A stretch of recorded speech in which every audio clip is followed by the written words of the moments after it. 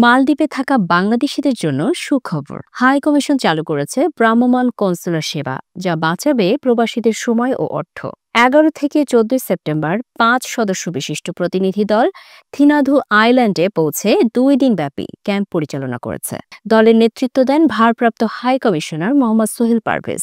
সঙ্গে ছিলেন তৃতীয় সচিব, প্রশাসনিক কর্মকর্তা ও কল্যাণ সহকারী। ক্যাম্পে প্রায় ২,০০০ প্রবাসী ই পাসপোর্ট, এমআরপি এনরোলমেন্ট এবং ওয়েজ আর্নার্স কল্যাণ বোর্ডের কার্ড গ্রহণ করেছেন। এতে তাদের অর্থ ও সময় দুটোই সাশ্রয় হয়েছে। প্রবাসীরা সন্তুষ্টি প্রকাশ করেছেন এই সুবিধার জন্য। ক্যাম্পের উদ্বোধনী অনুষ্ঠানে ভারপ্রাপ্ত হাই কমিশনার প্রবাসীদের বৈধ পথে রেমিটেন্স পাঠানো, স্থানীয় আইন কানুন মেনে চলা এবং স্বাস্থ্য সচেতন থাকার পরামর্শ দেন।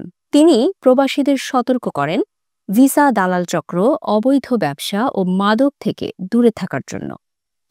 প্রতিনিধি দল থিনাধু সিটি কাউন্সিলের সঙ্গে সৌজন্য সাক্ষাৎ করেছে এবং প্রবাসীদের বৈধকরণে সহায়তা নিশ্চিত করেছে। সফরের শেষে প্রবাসীদের মাঝে খেলাধুলার সরঞ্জাম বিতরণ করা হয়। এটি প্রমাণ করে দেশের প্রবাসী কর্মীরা দেশের সঙ্গে আরও সুশৃঙ্খল ও কার্যকরভাবে যুক্ত হচ্ছে।